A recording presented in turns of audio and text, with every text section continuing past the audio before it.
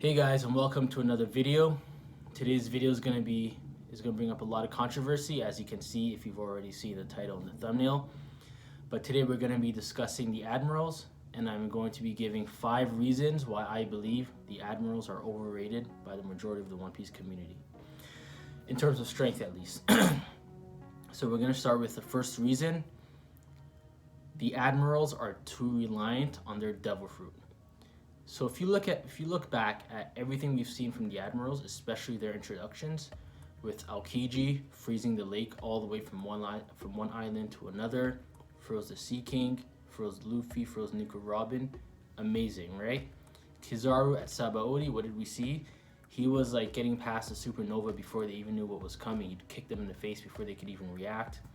Again, fantastic stuff. Akainu, we all saw what he did with Ace, what he did with Whitebeard and his magma fruit. Jose through the ice, he just blew it apart. Again, really impressive stuff with his Devil Fruit. Fujitora was just tossing down meteors like they're snowballs in Dressrosa. Just anytime he felt like it, just drop down a meteor just like that. And Green Bull, from the little bit we've seen so far, he has a really interesting fruit. Looks like it's probably the plant fruit, but who knows what it could be. I mean, Kaido's fruit would shock us as well, right? But there seems to be an ongoing pattern here of amazing Devil Fruit abilities with all of them. I wouldn't be surprised if they were awakened either. But let me ask you this. How much have we seen from any one of them in terms of Haki? We've seen little to nothing from all of them. From Aokiji, little to nothing. Kizaru, the best we've seen was probably Akainu at Marineford when Marco and Visa attacked him, and they attacked him with Haki, and he was able to just brush it off. So I guess that tells us he has superior Haki to a Marco and a Vista, but I guess we would already assume that anyways. And we did also see during that arc, we saw the original Admirals, Aokiji, Kizaru, and Akainu block one attack from Whitebeard. Took all 3 of them, might I add. So again, too heavily reliant on their Devil Fruits and not so much Haki that we've seen. And especially where we are right now, as of chapter 1053, lately what Kaido has been saying about Haki, we know how important Haki is, and I think the scale is starting to tip more towards Haki favored fighters than it is Devil Fruit favored fighters these days. And Admirals are peak definition of Devil Fruit favored fighters. So I don't know, until they get Haki, I don't think they're that good right now. Number 2, they don't have the portrayal of the Yonko throughout the story and do not garner the same level of fear and respect. So let's think about this. For example, we have Kaido. During his introduction, he's said to have been captured, I forget how many times, maybe like 7 times or something, by the Marines. Surely it has to be strong fighters if they're capturing Kaido. I mean, we saw a little bit in his flashback how they said he wanted food, but personally, I don't think it was all of the times that he was captured by them was him just wanting food. I think sometimes, because we know Kaido has taken L's before in the past, he's probably taken an L once or twice from the Marines, and when we saw Kaido's top 5, there was not a single Marine there, let alone an Admiral. Garp wasn't even there. And again, it does not seem like he has too much respect for Admirals or for the Marines in general, and that seems to be a pattern with a lot of pirates. Now, if we think back to the Gorosei and how they talk about Shanks, how they talk about Kaido, Whitebeard, when Shanks went to meet Whitebeard, when Shanks went to intercept Kaido, all of these things, when Big Mom and Kaido formed an alliance, when Shanks went to go visit them, all of these things drew a certain level of a reaction from the Gorosei. And when they were talking with Sakazuki, they just seemed like he was just absolutely beneath them. Like, sure, you could say it was a rank, but I think it was more than just a rank, because if you think someone is truly strong at that level, you're gonna have a level of respect for them, even if they're your inferior. Like with Garp, for example, he's never been a very high rank in the Marines, but everyone respects him. And I don't think from what we've seen, the portrayal, even just the regular citizens in the One Piece world, the way the Yonko are talked about by everyone, from their peers to the Marines to just the regular citizens, seems to be on a higher level of respect, higher level of fear, whatever you want to call it, than the Admirals. And I think that's a big reason why the Admirals are not at that level that people think that they are at. Number 3, they have shown lackluster feats against Yonko commanders and vice captains. This is a big one for me, because people always say they are very clear of Yonko commanders to the point where they could take on multiple Yonko commanders at once, maybe 2 or 3. And I heavily disagree with this. I know the most recent chapter we saw Green Bull take down King and Queen, but who knows what condition they were in. I don't think they were fresh at all. The last we saw of them, King was missing limbs, he was missing a wing, and Queen was getting kicked halfway across the island by Sanji. So I don't think that was a clean fight. I don't think that was a fair 1v2 when they were fresh. But let's go back to Marineford and look at Marco. Marco against Kizaru. Kizaru could not get the upper hand. The only time Kizaru got the upper hand was when he needed Vice Admiral's help and he had the Sea Stone cuffs. Same thing with Aokiji. Could not get the upper hand on either Marco or Jozo. I'm not saying they were beneath them, but I'm just saying it was a fight of equal level. Even if one is slightly above, it was not. It was a fight. There was a fight to be had there, as we saw clearly. Kizaru and Rayleigh, old Rayleigh, retired Rayleigh, same thing. What did Kizaru say? To take you, it's going to take a lot of. We're going to need a lot of Marines to take a pirate like Rayleigh down, and this is a Rayleigh who hasn't fought in years.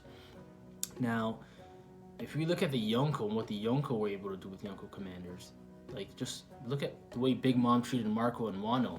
Look at the portrayal between a Yonko and a Yonko commander. It is just absolutely clear. There is no comparison between them. With the Admirals, I think they are on average probably a lot closer to a Yonko commander than they are to a Yonko. So we're going to move on to number 4. Number 4, none of them possess Conqueror's Haki, and they all follow ambitions of others and not their own. To me, this is a big one, because the further and further we get in the series, the more and more we learn about Haki, especially Conqueror's Haki, and how important it is. Not just in strength, but in character as a whole, but also in strength, as we're learning now. And a big difference, a big difference between Admirals and Yonkos, or Admirals and top pirates, is the Admirals don't have their own ambitions. None of them have their own ambitions. They all follow the same line, justice. The difference between them is how they see justice between each other, sure, but at the end of the day, they are helping someone else achieve their ambitions. They're really, at the end of the day, they're helping the world government and Eam's ambitions, not their own. With guys like Shanks, Kaido, Luffy, Blackbeard, they all have their own ambitions that they are chasing, and they are chasing with Kingsley ambition. We know Kaido has Conqueror's Haki, we know Shanks has it, we know Luffy has it, Roger, Whitebeard, and with how important Conqueror's Haki is now, I can't imagine Admirals who probably don't have it due to, again, they're not even chasing their own ambitions, competing with guys who not only have Conqueror's Haki, but advanced Conqueror's Haki. And take away the strength perspective, but just from a personality perspective. Having Conqueror's Haki is only given to those with Kingsley ambition, and none of the Admirals seem to have that drive, that intense drive, except for Akainu. But even then, I don't think he has Conqueror's Haki. Whereas all of these pirates have that drive to pretty much die for whatever it is that they're fighting for, or whatever it is that they want. Whereas most of the Admirals are just laid back and just taking orders. So to me, that's absolutely very big reason as to why I think the Admirals are overrated. They don't even, in my opinion, they don't even have Conqueror's Haki. And if they do, I don't see how that would even make sense. Maybe Akainu, maybe, but even then, he's taking orders as well. He takes orders from the Gorosei. He has no greater will or ambition of his own that he's chasing. Number 5, and this for me is the absolute biggest reason, and why there's such a divide in the community as to where Admirals stand, is all because of this. And the 5th reason is fans anticipate them being the final villains, when in my opinion they are not. So this is where it all comes down to. Most people that think the Admirals are as strong as the Yonko or stronger, their number one reason will be because they think they are going to be the final villains for Luffy and for Zoro and Sanji and the rest of the Straw Hats. And they think they're going to play a major role in the final war. And of course, rightfully so, if you think this, it would justify them being stronger. But then what happens here is you rely so much on narrative that you just drop the constant portrayal we've seen throughout the story. You drop the constant feats we've seen throughout the story. And you're just relying on what you're going to see at the end based on your own anticipation of where they might be. And for me personally, I know a lot of people agree, I don't think that they are going to be final villains in the war, at least not for Luffy. I think Luffy is going to have to fight Im. And for the final war, if you're going to fight the biggest villain in the entire story, Im, what sense would it make to fight a character like Akainu right before that in the same arc? Wouldn't that then just make Akainu seem weak if he's beat earlier on in an arc just for Luffy to beat Im after that? It just doesn't make sense to me. It would make a lot more sense if Akainu fought Sabo for me. And I know a lot of people are saying, yeah, Akainu killed Ace right in front of Luffy. He gave him his scar. Revenge needs to be had down the road. Personally, I don't see it. I think Luffy got over that. I think that was clear in Wano. And even if he didn't, I think because we know Luffy's goal is to be the freest man. And Akainu is not the one in the way of him being the freest man, is Im. And Luffy's goal is the most important thing for him, not avenging his brother. Not that that's not important, but killing Akainu isn't really going to do anything for him anyways.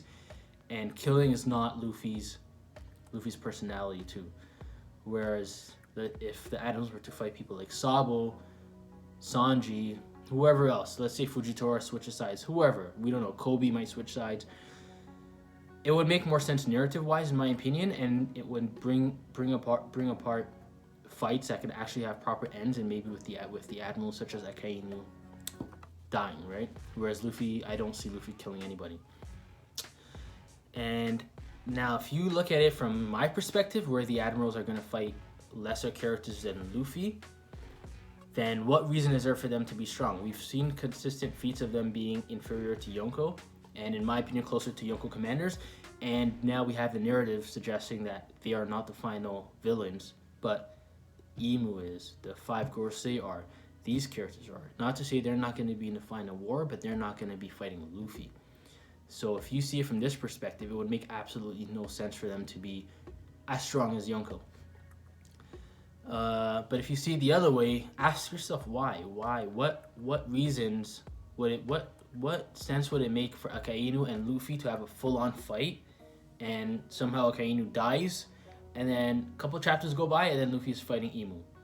I personally don't see it, and I think this is where the biggest divide is between people who think Admirals are as strong as Yonko, if not stronger, and people who think they are significantly weaker and closer to Yonko Commander. I think it's more narrative and more of our personal anticipations than it is us just calculating everything we've seen collectively of Admirals so far and placing them there. So that's gonna do it for this video, guys. I know this video can be could be controversial, but let me know down below if you disagree, why you disagree, and what specifically you disagree on, and we could possibly have a discussion about this. And also, please let me know down below what other video topics you guys would like for me to cover, as I'm taking all recommendations right now. And like the video if you enjoyed it, leave a comment, and subscribe. Thanks, guys.